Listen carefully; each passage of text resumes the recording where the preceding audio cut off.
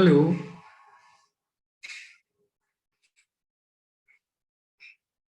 Hello.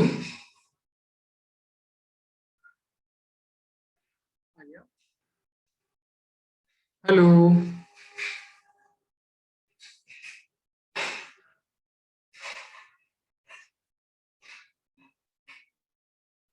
Hello.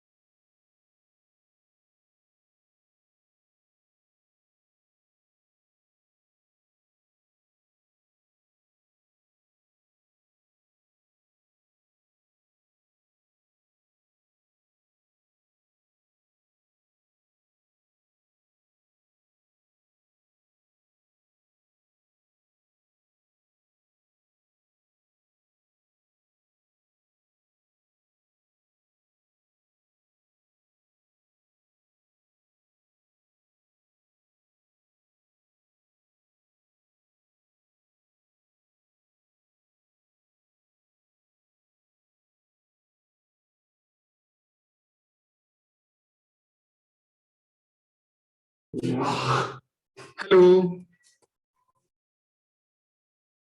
Hello.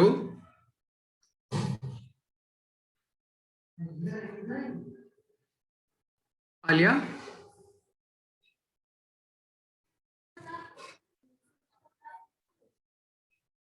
मेरी आवाज अच्छे से आ रही है?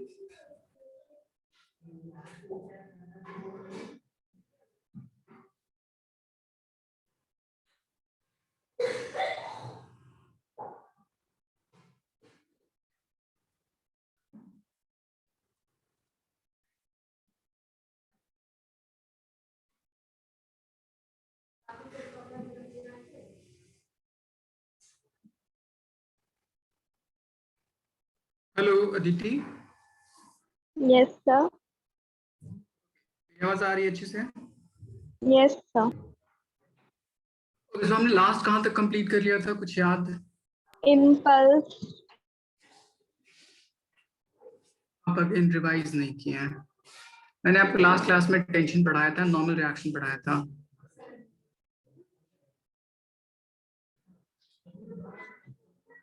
याद आया? Impulse start कर दिया था. मैंने इम्पल्स के बाद टेंशन पढ़ाया था, नॉर्मल रिएक्शन पढ़ाया था आपको।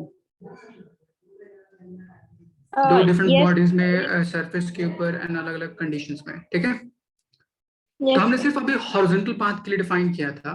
आलिया, आप लास्ट क्लास में नहीं थी ना?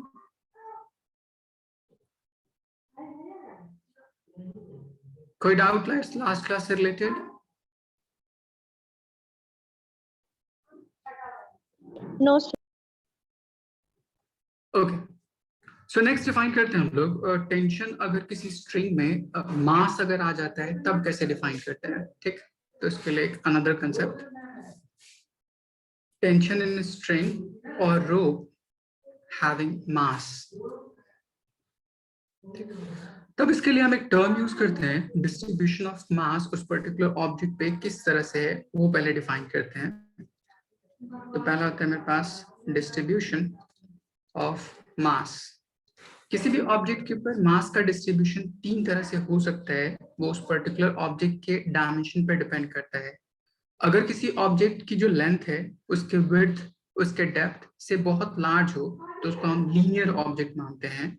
जैसे कोई एक वायर ले लीजिए तो उसकी जो लेंथ होती है वो उसके विड्थ से बहुत लार्ज होती है, इसलिए उसको लीनियर ऑब्जेक्ट की तरह ट्रीट करते हैं. ठीक. सेम उसी तरह कोई शीट ले लीजिए तो उसकी जो थिकनेस होती है उसके सरफेस एरिया से बहुत कम होती है, इसलिए उसको हम एक सरफेस अज्यूम करते हैं. एंड अगर थ्री डायमेंशनल बॉडी जिसमें लेंथ ब्रेथ एंड हाइट तीनों चीज कंपैरेबल हो तो उसको हम थ्री डायमेंशनल बॉडी मानते हैं. तो इसी तरह से मास डिस्ट्रीब्यूशन तीन तरह से हो सकता है. फर्स्ट इज लीनियर, ठीक, लेंथ के अलॉन्ग. तब इसके लिए हम एक वर्ड यूज करते हैं lambda, which is equals to total mass over total length और small segment over small length. जैसे मैंने कोई एक रॉड ले लिया, ठीक, मान लीजिए यहां से यहां तक इस तरह से. इस रॉड का टोटल लेंथ सपोज कर लीजिए L है, ठीक. टोटल मास कितना होगा M. तब उसमें अगर मुझे कोई स्मॉल सेगमेंट कट करना हो यहां से यहां तक, ये पोर्शन, तब इस पर्टिकुलर पोर्शन के मास को हम dm बोलते हैं और इसके विड्थ dx ले लीजिए और dl ले लीजिए. यहाँ तो कोई डाउट? No sir.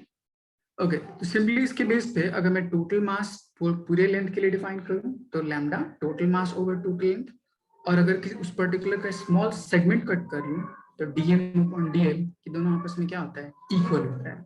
तो मुझे अगर यहाँ से dm जो स्मॉल सेगमेंट है उसकी वैल्यू चाहिए तो m over l times dx, तो हम ऐसे कैलकुलेट कर सकते हैं. सेम उसी तरह अगर मैं कोई सरफेस ले लूं एंड उसके ऊपर मुझे मास डिस्ट्रीब्यूशन डिफाइन करना हो, जैसे सपोज कर लीजिए कोई स्क्वायर शीट ले लिया मैंने, ठीक, तो इसका अपना कुछ एरिया होगा एंड उस पूरे इंटायर एरिया के ऊपर उसका मास क्या होगा, डिस्ट्रीब्यूटेड होगा. तब इसको हम बोलते हैं एरियल मास डिस्ट्रीब्यूशन और superficial mass distribution. Areal mass distribution, ठीक. तब इसके लिए हम एक वर्ड यूज करते हैं sigma, which is equals to total mass distributed over total area of the body. And उस पर्टिकुलर ऑब्जेक्ट में कोई भी एक स्मॉल सेगमेंट कट कीजिए, ये टर्म, इस पर्टिकुलर पार्ट का मास मान लीजिए dm और उसका एरिया अज्यूम कर लीजिए dA. So this would be also equals to small mass over small area. Same जिस तरह मैंने लेंथ के लिए डिफाइन किया उसी तरह मैंने एरिया के लिए डिफाइन किया. सो अगर मैं यहाँ से dm के वैल्यू कैलकुलेट करूँ सो it will B mass over a times dA. तो इस तरह से अननोन dm की वैल्यू कैलकुलेट हो सकती है. थर्ड, अगर मेरे पास कोई वॉल्यूमेट्रिक बॉडी हो उसके लिए डिफाइन करना हो, ठीक, थ्री डायमेंशनल बॉडी, जैसे मैं ले लूं मेरे पास कोई क्यूब ले लीजिए इस तरह. तब इसके लिए अगर डिस्ट्रीब्यूशन ऑफ मास डिफाइन करना हो तो उसको बोलते हैं हम लोग वॉल्यूमेट्रिक मास डिस्ट्रीब्यूशन, ठीक. वॉल्यूमेट्रिक मास डिस्ट्रीब्यूशन के लिए डेंसिटी यूज करते हैं rho, which is equals to total mass over total volume. और कोई भी छोटा सा सेगमेंट अगर कट कर लीजिए उस ऑब्जेक्ट के ऊपर, जैसे एक मैंने छोटा सा क्यूब कट कर लिया यहाँ पे, ठीक, इसका मास मान लीजिए dm और इसका वॉल्यूम ले लीजिए dv. So this would be also equals to dm over dv. इन दोनों कंपेयर करके मैं dm की वैल्यू कैलकुलेट कर सकता हूँ m by v times dv. यहाँ तक बात समझ में आई? Yes sir. आलिया आपको समझ आया?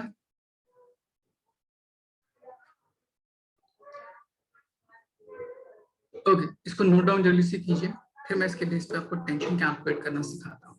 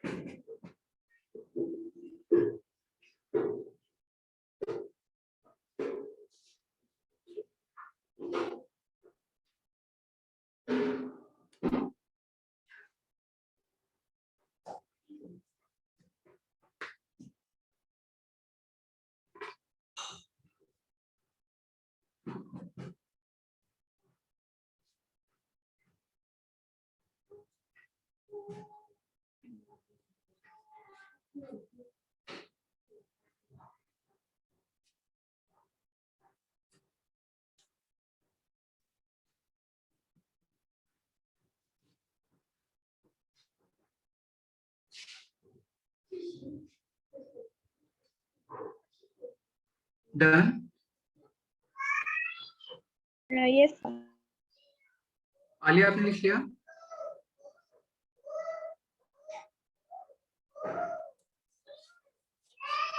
ओके, अब डिफाइन करते हैं इस पर्टिकुलर टर्म के बेस पे कि अगर कोई स्ट्रिंग जिसके पास मास हो उसके लिए टेंशन कैसे कैलकुलेट किया जाए।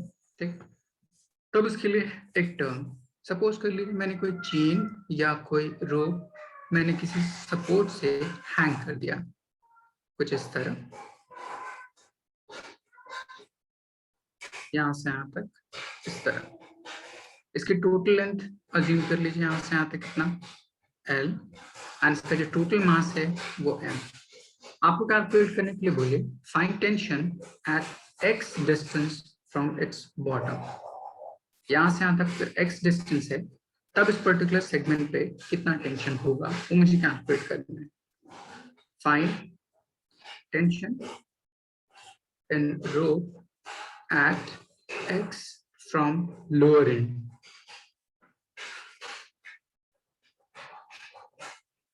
यहां तक कोई डाउट क्वेश्चन में?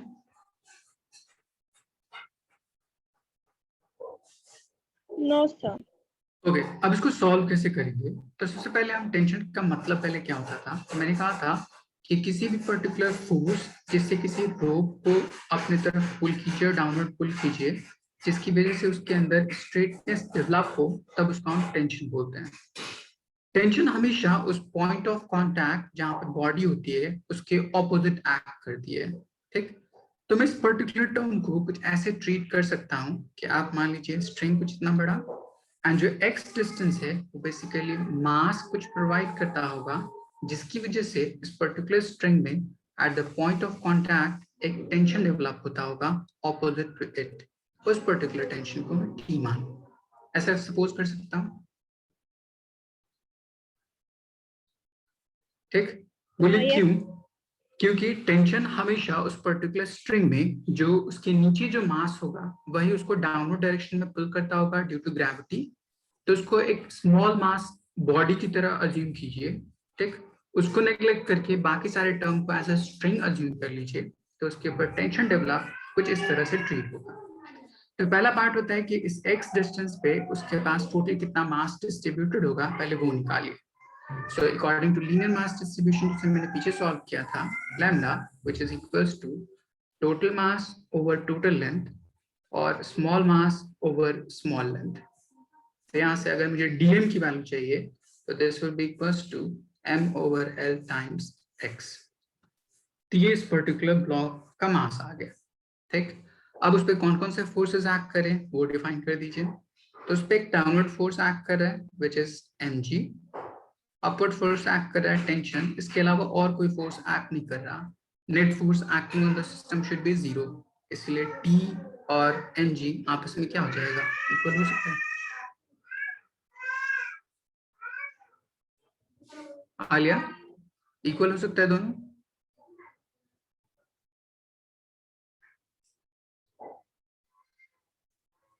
So simply we can write it as T is equals to dm times gravity। dm की वैल्यू ने कैलकुलेट कर रखा है, यहाँ पे पुट कर दीजिए। So it will be m over l times x into g। This will be your required tension। Aditya, आपको समझ आया? सर लास्ट वाला पार्ट एक और बार समझा दीजिए।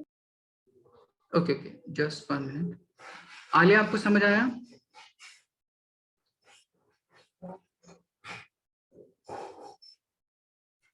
देखिए मैंने सिंपल क्या किया, जिसमें पर्टिकुलर वायर स्ट्रिंग में टेंशन निकालना है तो पहले चेक कीजिए कि कितना मास रिस्पॉन्सिबल होगा उस पर्टिकुलर टेंशन को कॉज करने के लिए।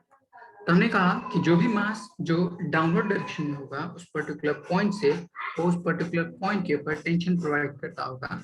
So this mass will be responsible for providing tension in that particular point. ठीक, तो उस पर्टिकुलर की वैल्यू कितनी होगी मास के टर्म में, जो वो कैलकुलेट करना है।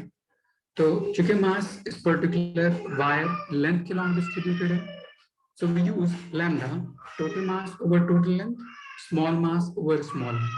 यहाँ से dm की वैल्यू आ गई, आया समझ? फिर उसके बेस पे मैंने उसको एक ब्लॉक की तरह अज्यूम किया at the point of contact tension हमेशा उसके ऑपोजिट डायरेक्शन में, टेंशन एंड mg आपस में क्या हो जाएगा, इक्वल। इस bm की वैल्यू को यहाँ से पुट कर दीजिए इस इक्वेशन में, तो आपका रिक्वायर्ड टेंशन इस तरह से कैलकुलेट हो जाएगा। आप समझ में आया? देखिए यस सर। तो इसको नोट डाउन कीजिए, मैं आपको दूसरा एक क्वेश्चन बताता हूँ।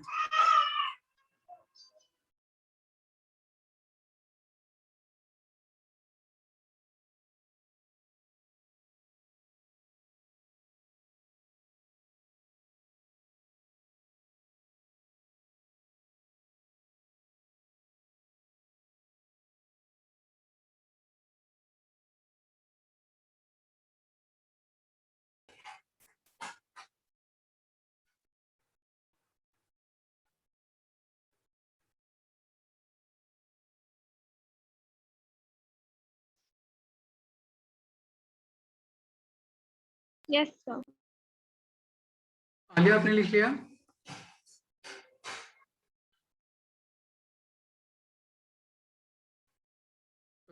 समझ आया ना आपको? मैं क्वेश्चन बताता हूँ आपको एक दूसरा। ठीक, सपोज कर लीजिए एक क्वेश्चन पूछा था नीट में। ठीक, अगर आपके पास कोई एक ब्लॉक है कुछ इस तरह का, ठीक, एंड वहां पे कोई एक रोप उसके अंदर अटैच कर दिया गया कुछ इस तरह से। ठीक, इस पर्टिकुलर रोप को अगर P फोर्स से पुल किया गया या F फोर्स से पुल किया गया, तो बताइए इसके इस वाले सेगमेंट के ऊपर कितना टेंशन होगा। अगर इस ब्लॉक का अपना कुछ मास कैपिटल है, इस वायर उसका अपना कुछ मास स्मॉल है, और इसकी टोटल लेंथ यहाँ से यहाँ तक कितनी है, L। तो क्वेश्चन पूछा फाइंड P। एक बार कोशिश कीजिए, फिर मैं आपको सॉल्व करना सिखाता हूँ। कैसे कोशिश कीजिएगा? पहला काम क्या कीजिएगा, एक्सेलरेटिंग फोर्स है इसलिए एक्सेलरेशन का कैलकुलेट कर लीजिएगा। नेक्स्ट पार्ट FBD ड्रॉ कीजिए एंड वहां से T की वैल्यू निकाल लीजिए। बहुत आसान क्वेश्चन है।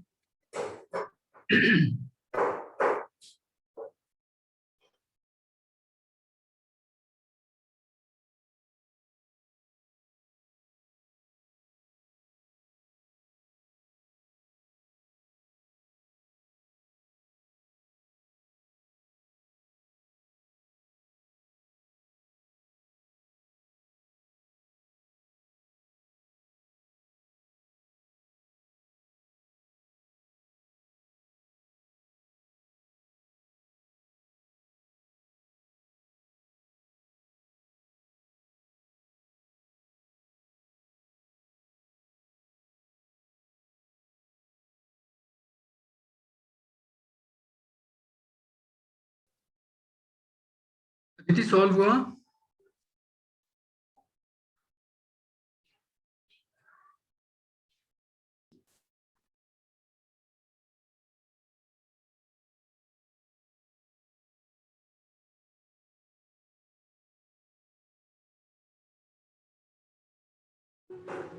आलिया सॉल्व हुआ आपसे?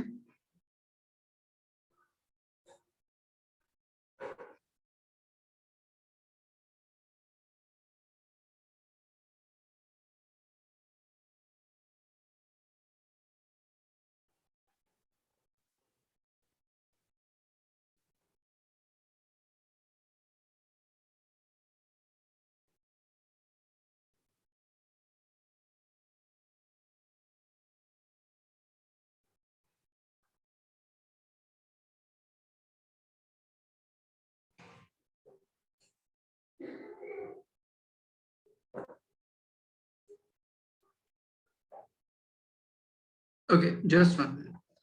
सिंपल हम क्या कर सकते हैं कि पहला काम मुझे एक्सेलरेशन फाइंड करना है। तो देखिए इस पूरे बॉडी को मैंने लास्ट क्लास में एक टर्म सिखाया था कि इस पूरी बॉडी को एक सिंगल बॉडी सिस्टम अज्यूम कर लीजिए। ठीक, तो सिंगल बॉडी सिस्टम अज्यूम करने के लिए आप इसको कुछ ऐसा मान लीजिए। ठीक, एक मिनट।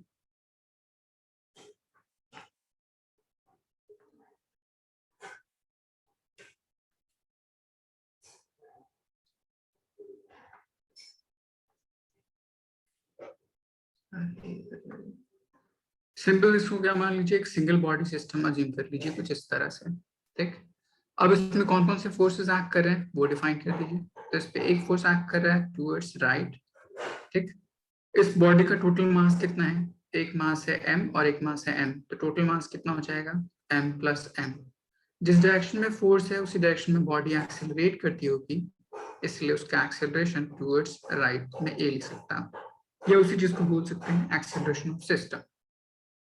अब इसके बेस पे मेरे पास एक्सेलरेशन का formula according to second law, acceleration of system is net force acting on the system divide by total mass. अब इसको यूज करके हम सिंपल यूज कर सकते हैं, F net is F, total mass is m plus m। ठीक है, तो पहला काम क्या कीजिए, एक्सेलरेशन फाइंड आउट कर लीजिए which is net force by total मास। उसके बाद एफ बी डी लीजिए हर पर्टिकुलर ब्लॉक के लिए। ठीक, तो मैंने फर्स्ट ब्लॉक m लिया, उसके ऊपर कौन कौन से फोर्स एक्ट कर रहे हैं मैं उसको देखने की कोशिश करूं।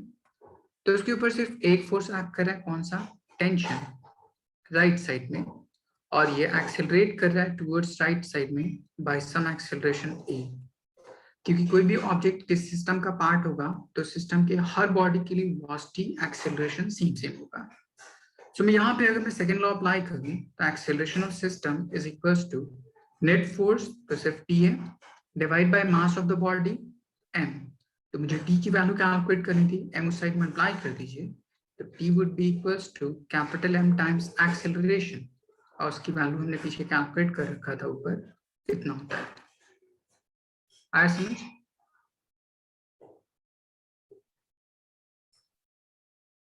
अदिति आपको समझ आया ये, क्या आपसे सॉल्व हो गया था?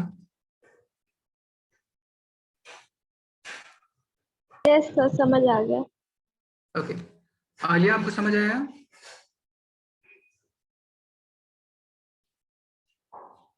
इसको नोट डाउन कर लीजिए।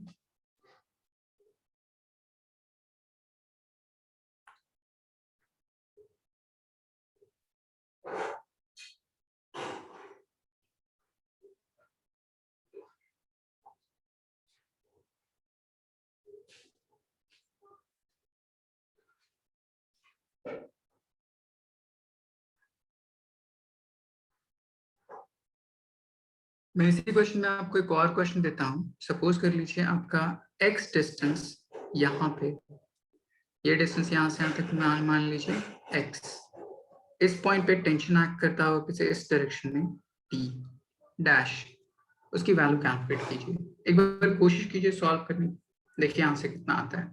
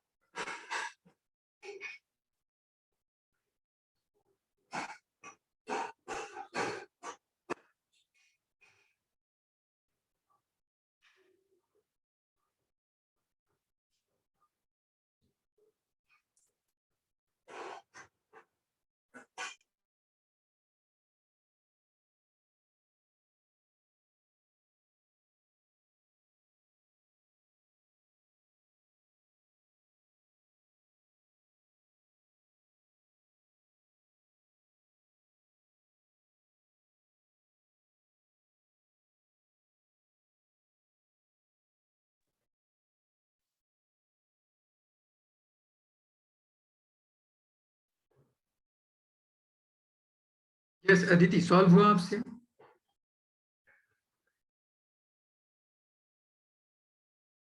No sir. आपने क्या क्या अप्लाई किया पहले?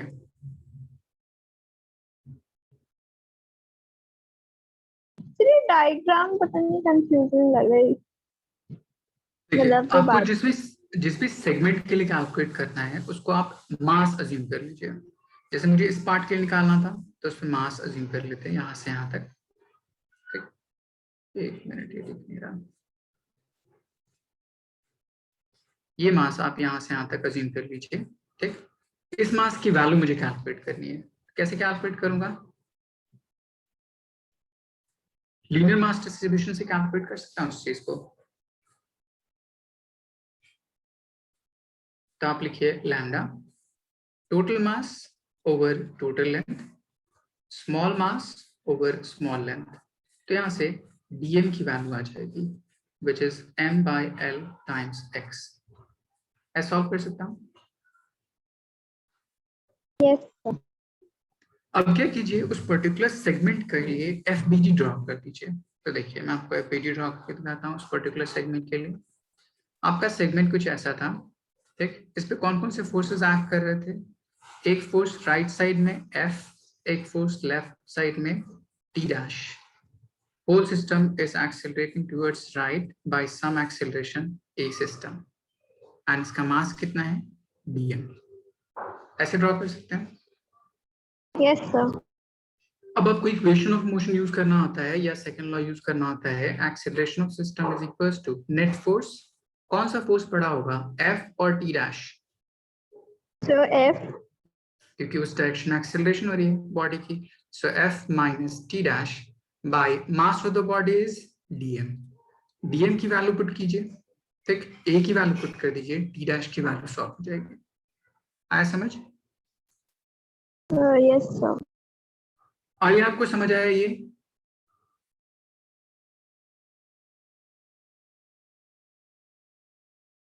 ओके, सॉल्व कीजिए, देखिए इतना आता है। पहले यहाँ से मैंने dm की वैल्यू निकाली है, इसको नोट डाउन कीजिए सेम जैसे मैंने प्रीवियस क्वेश्चन में किया था, ठीक। एंड उसको इस इक्वेशन में पुट कर दीजिए, सॉल्व कर लीजिए।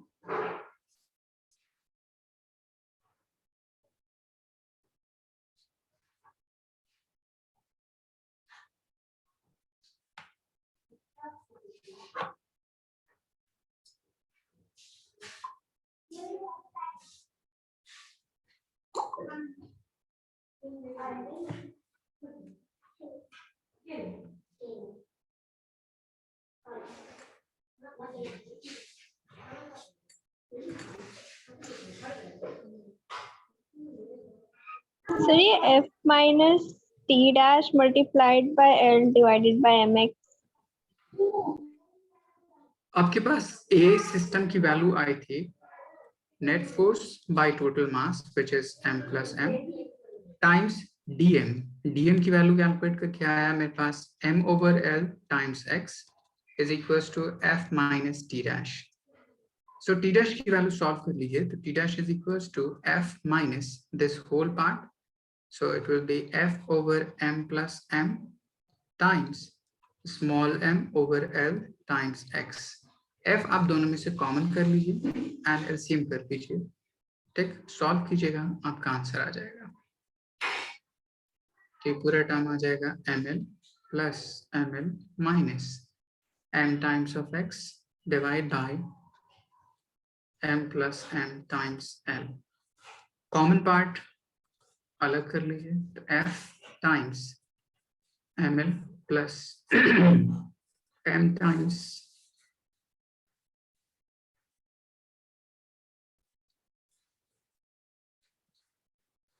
इस तरह का कुछ आंसर आएगा। आया समझ? Yes sir. और ये आपको समझ आया?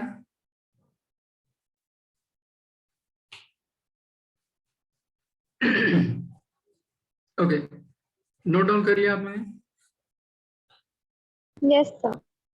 ओके, इसके बाद नेक्स्ट पार्ट पूछा जाता है जिससे हम टेंशन कैलकुलेट कर लेते हैं। Next part is pulley and उसके बेस पे कैसे कैसे हम टेंशन कैलकुलेट करते हैं वो डिफाइन करने की कोशिश करता हूँ, ठीक। तो नेक्स्ट इज पुली सिस्टम। पुली आपको इस चैप्टर में पढ़ना है कि कोई एक डिस्क होती है, जो डिस्क इमूवेबल हो, मासलेस हो एंड फ्रिक्शनलेस हो, इसलिए उसका कोई इम्पैक्ट उस पर्टिकुलर मोशन के ऊपर नहीं होता।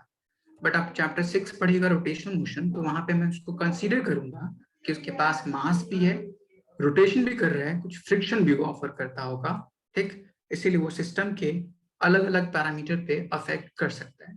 तो इस पर्टिकुलर कंडीशन में हम मानते हैं आइडियल पुली। आइडियल पुली की प्रॉपर्टी क्या क्या होगी? मासलेस, इमूवेबल, मूव नहीं कर सकता, रोटेट नहीं कर सकता,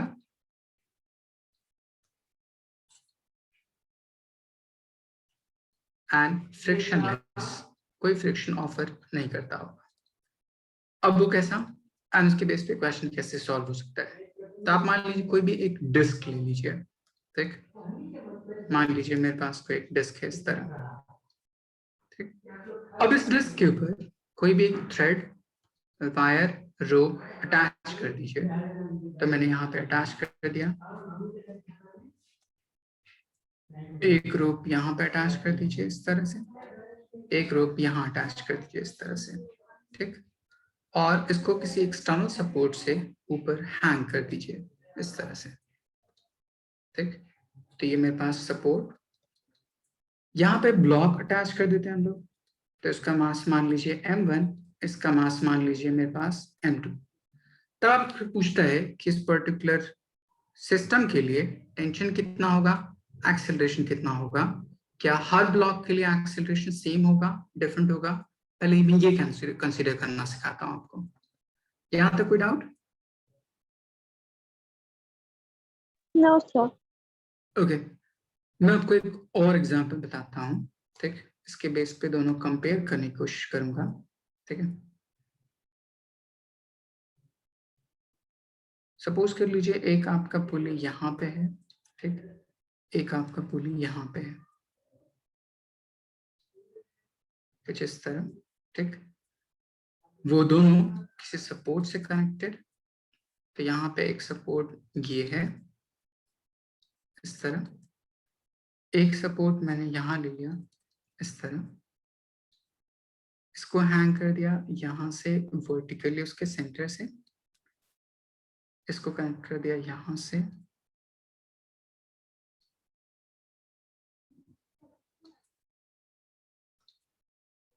तो ये मेरे पास पुली के ओवर इस तरह।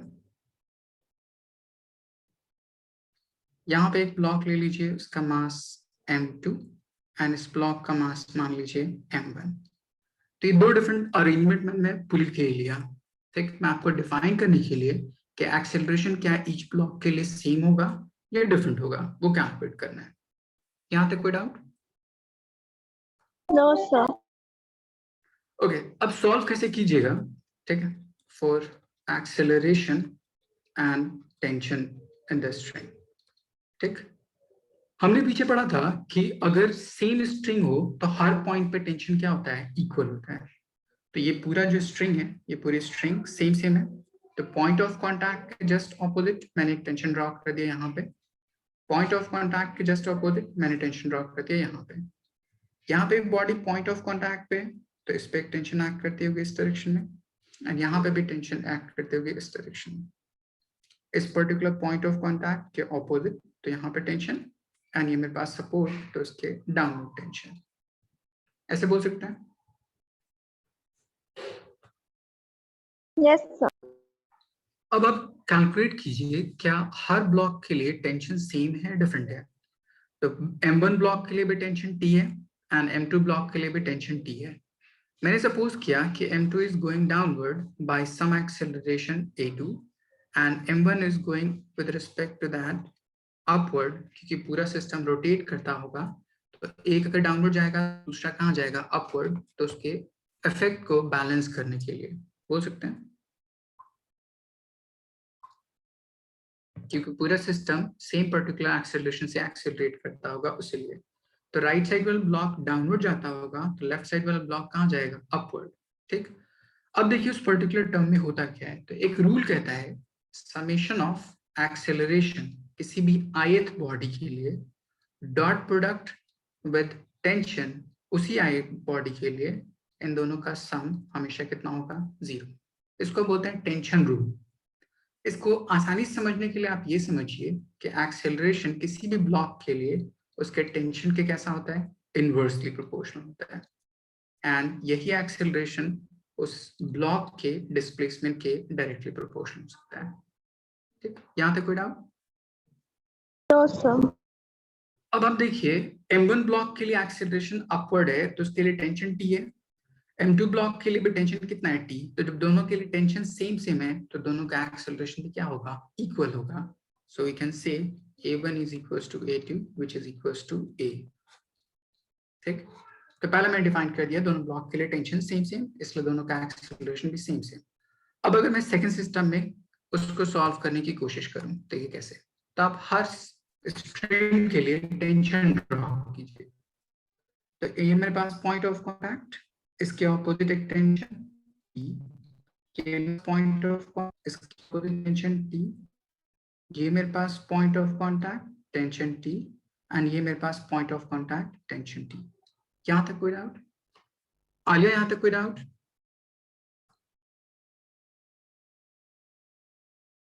इस टेंशन जिस कैसे मैंने ड्रॉ किया ये समझ आया?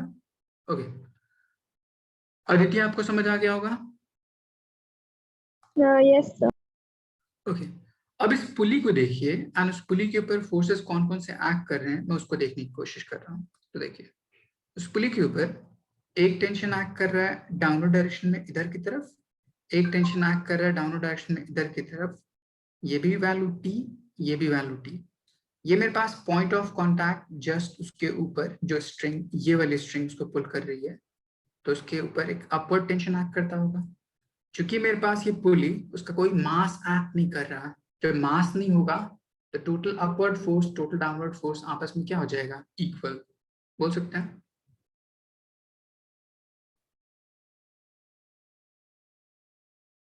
ठीक, तो यहां से अगर मैं देखूं total upward force total downward force, तो टोटल डाउनवर्ड फोर्स मेरे पास T प्लस T, इसलिए total upward force would be 2T। ऐसे नोट डाउन कर सकता हूं। Yes Aditi sir. समझ? ओके, अब यहाँ पे उसके हिसाब से ड्रॉ कर दिया मैंने टेंशन।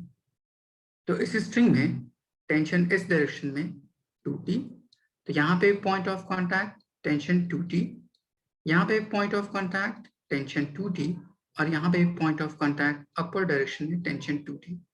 तो सेकंड ब्लॉक पे एंड फर्स्ट ब्लॉक पे क्या दोनों पे टेंशन सेम है डिफरेंट है?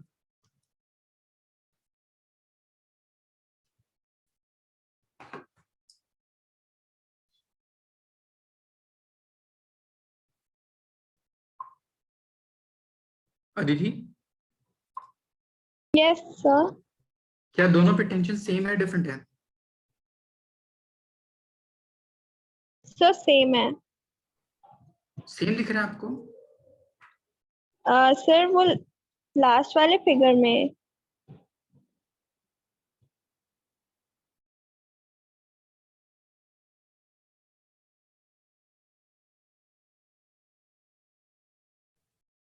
यहाँ पे देखिए M1 ब्लॉक के ऊपर कितना टेंशन एक्ट कर रहे हैं, सर T M2 ब्लॉक के लिए 2T। सेम कहां से होगा, डिफरेंट है ना? सर आई मीन वो वाला फिगर जो उसके नीचे है सिंगल रेड। अच्छा अच्छा, ये वाला टर्म नहीं नहीं, मैं ब्लॉक की बात कर रहा हूँ। तो ओके ब्लॉक सर। बेस पे टेंशन चेक कीजिए, ये ब्लॉक ओके। उस पर टेंशन T, ये ब्लॉक उस पर टेंशन 2T। तो मान लीजिए मेरे पास ये ब्लॉक अगर रिस्पॉन्सिबल उसको पुल करने के लिए, या ये ब्लॉक रिस्पॉन्सिबल पुल करने के लिए, तो ये डाउनवर्ड जाता है सम एक्सेलरेशन A2 से, तो ये ब्लॉक अपवर्ड जाएगा बाय सम एक्सेलरेशन A1 से।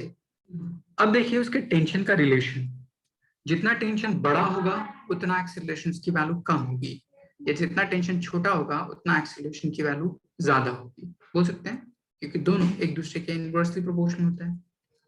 तो इस A2 की टेंशन को अगर एक्सेलरेशन को मैंने A कह दिया, तो A1 की वैल्यू कितनी लिख सकता हूँ, 2A लिख सकता हूँ। Yes sir. आइए ये कंसेप्ट आपको समझ आया?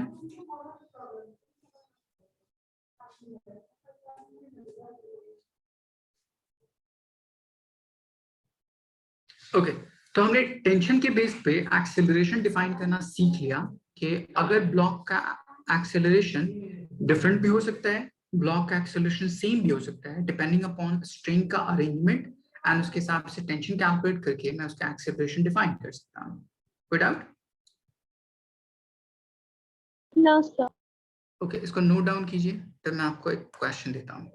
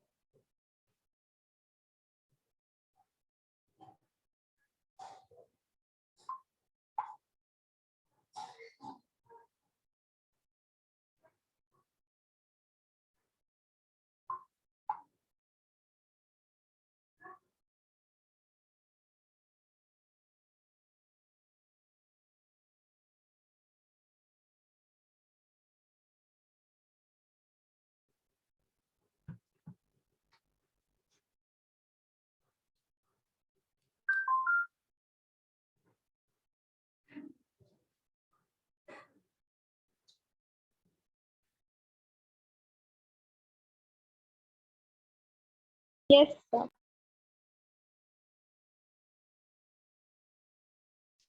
आलिया आपने लिख लिया?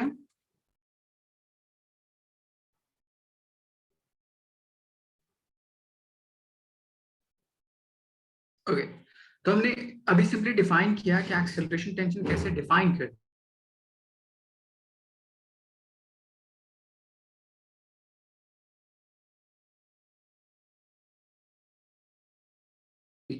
जैसे आपका क्वेश्चन था कि एक मेरे पास पुली यहाँ पे, उसके दोनों तरफ अटैच्ड दो स्ट्रिंग, ठीक, तो एक स्ट्रिंग मैंने ये ले लिया, ठीक, एक स्ट्रिंग ये, ठीक, which goes over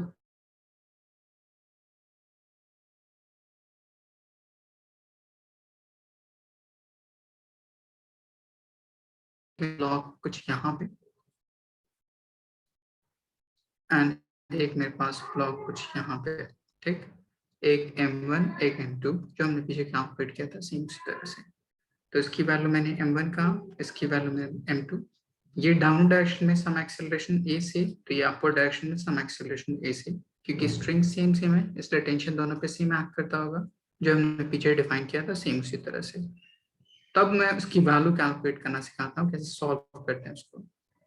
आप क्या कीजिए, हर ब्लॉक के लिए FPD ड्रॉ कीजिए, जैसे इस m1 मास के ऊपर कौन कौन से फोर्स एक्ट करते होंगे। तो एक बोलिएगा डाउनवर्ड डायरेक्शन में ग्रेविटी, तो m1 टाइम्स g, अपर डायरेक्शन में टेंशन T, ठीक, एंड पूरे सिस्टम एक्सेलरेट किधर की तरफ कर रहे हैं, अपर डायरेक्शन में, तो acceleration A। Using second law, A is equals to net force, कौन सा फोर्स बड़ा होगा, T और mg? Aditi, which one will be stronger? So T. T, क्योंकि एक्सेलरेशन उस पर्टिकुलर सिस्टम का अपर डायरेक्शन में, Yes. इसलिए we can write T minus m1g by mass of the block m1, cross multiplication कर दीजिए, सो m1 times of A minus m1 times of g, तो ये आपका फर्स्ट इक्वेशन आ गया, ठीक। सिमिलरली अगर मैं सेकंड ब्लॉक के लिए लिखूं तो देखिए उसके लिए सॉल्व कैसे करते हैं। ये मेरे पास second block having mass m2, downward direction में ग्रेविटी एक्ट करती होगी m2g, अपर डायरेक्शन में tension T, and block is going downward by acceleration A। जिस डायरेक्शन में एक्सेलरेशन होगा उसी डायरेक्शन में उस पर्टिकुलर बॉडी का फोर्स लार्जर होगा, so A is equals to m2g minus tension divide by mass of block m2, cross multiplication कर दीजिए, so m2a is equals to m2g minus tension, तो ये एक अनदर इक्वेशन आ गया। अब आपके पास दो इक्वेशन है, इन दोनों को सॉल्व कीजिए ताकि a की वैल्यू आ जाए, t की वैल्यू आ जाए। तो आसान तरीका ये होता है, दोनों को एक बार ऐड कर दीजिए, आपको a की वैल्यू आ जाएगी, उस a की वैल्यू को किसी भी इक्वेशन में पुट कर दीजिए, आपको t की वैल्यू आ जाएगी, या नहीं तो उन दोनों इक्वेशन को डिवाइड कर दीजिए, t आ जाएगा। आया समझ? Yes, sir. ओके, एक बार इसको नोट डाउन कीजिए एंड इसको सॉल्व करने की कोशिश कीजिए, देखिए आपका आंसर कितना आता है। आलिया, आपको कोई डाउट यहाँ तक समझने में, ये कोई दिक्कत, कुछ ना समझ में आया हो?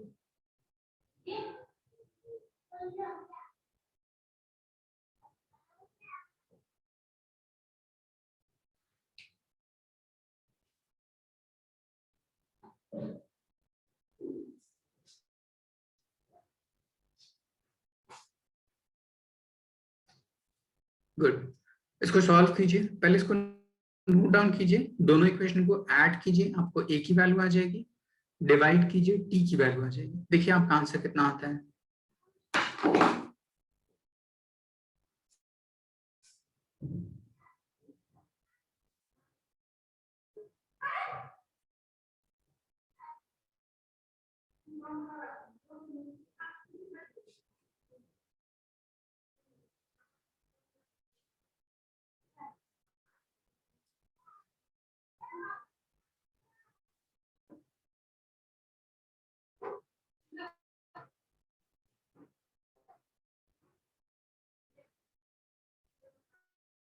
Sir, minus GM1 by M1 आ रही है एक बार।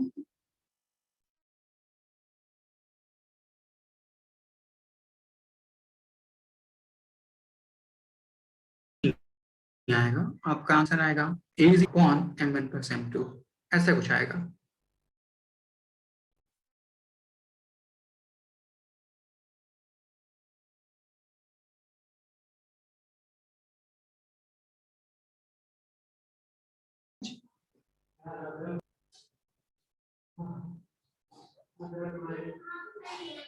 एक बार फिर से ट्राई कीजिए, देखिए आपका आंसर कितना आता है।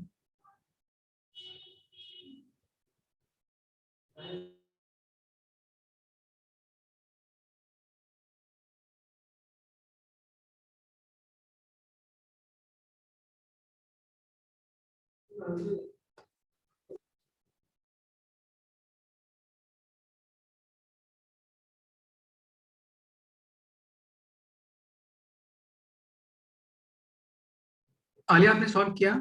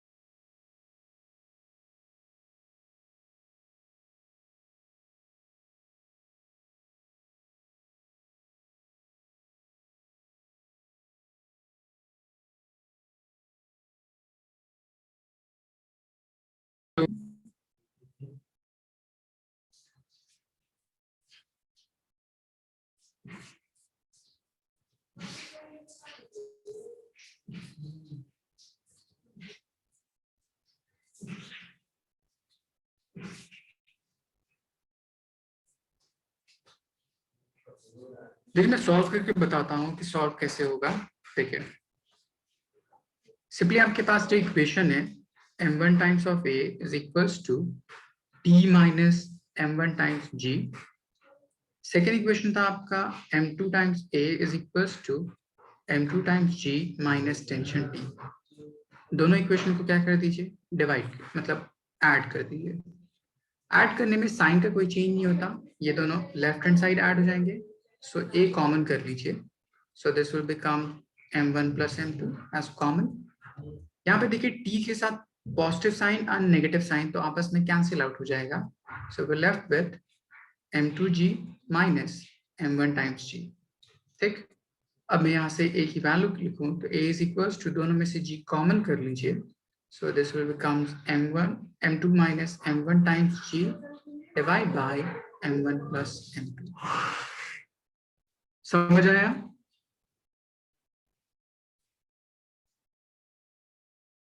यस अदिति सर, समझ? ये आ गया ओके था। ओके, तो हमने a कैलकुलेट कर लिया। अब इसकी वैल्यू पुट कर दीजिए, आपको t कैलकुलेट हो जाए, या दोनों इक्वेशन को डिवाइड कर दीजिए। सो m1a is equals to t minus m1 times g, m2a is equals to m2g minus t। दोनों को डिवाइड कीजिए, a and a gets cancel out, cross multiplication कर दीजिए, तो ये हो जाएगा m1 m2g minus m1 times t is equals to m2t minus m1 m2g।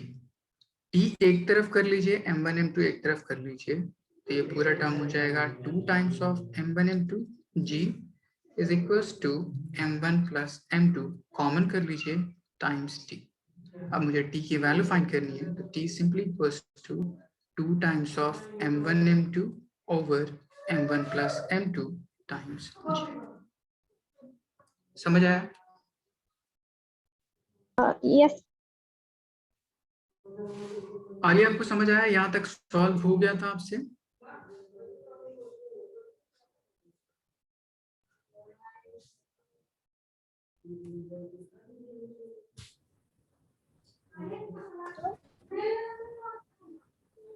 आपने सॉल्व किया था, यहाँ तक सॉल्व हुआ था आपसे?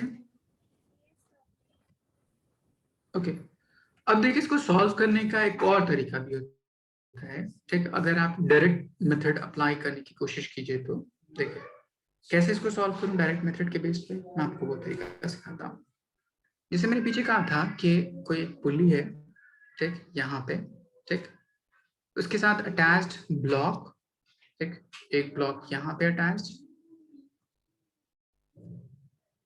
एक ब्लॉक यहाँ पे अटैच्ड, ठीक, एंड एक ब्लॉक यहाँ पे अटैच्ड किसी स्ट्रिंग के साथ, ठीक, और उसके ऊपर फोर्सेस एक्ट कर रहे होंगे, ठीक है। तो ये मेरे पास कनेक्टेड इससे एंड ये मेरे पास कनेक्टेड इससे, उनके फोर्सेस को ड्रॉ किया।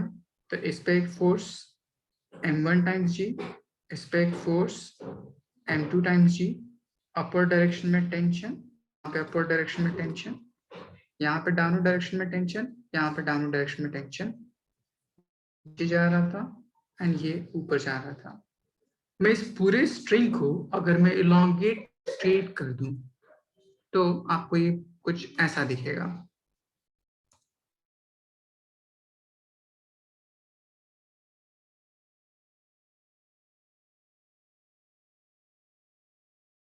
तो एक पॉइंट ये है ब्लॉक मास m2, तो उसके ऊपर एक फोर्स इस डायरेक्शन में एक्ट कर रहा है which is m2 times of g, उसके ऑपोजिट डायरेक्शन में टेंशन t। सिमिलरली इस पॉइंट पे मास m1, उसके ऑपोजिट डायरेक्शन में एक force m1 times of g, उसके ऑपोजिट एक टेंशन t। बीच में जहां पे वो कनेक्टेड था पुली, उसके लिए डिफाइन करूं तो pulley was connected at this point, तो उसके लिए टेंशन उसके दोनों एंड की तरफ था। तो यहाँ पे इसके साथ कांटेक्ट में टेंशन T एंड यहाँ पे इसके साथ कांटेक्ट में टेंशन T, ऐसे लिख सकता हूँ। Yes sir. मैंने उसी पर्टिकुलर सिस्टम को अब स्ट्रेट कर दिया, तो ये m2 इस डायरेक्शन में जा रहा था a एक्सेलरेशन, तो m1 इस डायरेक्शन में जा रहा था a एक्सेलरेशन। अब मेरे पास according to second law acceleration of system is equals to net force by total mass. Simple ये फॉर्मूला होता है। नेट फोर्स के लिए जिस डायरेक्शन में एक्सेलरेशन है उस पर्टिकुलर डायरेक्शन के फोर्स को पॉजिटिव मानिए क्योंकि उस डायरेक्शन में एक्सेलरेशन हो रही है, तो उसके ऑपोजिट फोर्स को आप नेगेटिव मानिए। सबका सम कर लीजिए एंड सॉल्व कर लीजिए। आया समझ? मैं क्या करके दिखाता हूँ। पहला एफ नेट, तो आपका राइट साइड में m2g है तो उसकी वैल्यू पॉजिटिव, उसके लेफ्ट में टेंशन T, फिर उसके राइट में एक टेंशन T, फिर उसके लेफ्ट में एक टेंशन T, फिर उसके राइट में एक टेंशन T माइनस m1g। ऐसे लिख सकता हूं यहां तक? Yes sir. Divide by total mass of the system, तो मास ब्लॉक का है m1 प्लस m2। अब देखिए t सारे कैंसिल आउट हो जाएंगे, यस सर। तो अगर मैं g कॉमन कर लूं तो this will becomes m2 minus m1 times g divide by m1 plus m2 is equals to a। कितना आसान हो गया without knowing the equation. Yes. तो आप इस तरह से भी डायरेक्टली एक्सेलरेशन कैलकुलेट कर सकते हैं, ठीक, एंड वो हम इक्वेशन बना के भी क्वेश्चन सॉल्व कर सकते हैं, ठीक है। इसको नोट डाउन कर लीजिए। आलिया आपको समझ आया ये concept? Yes sir. Okay good, इसको नोट डाउन कर लीजिए।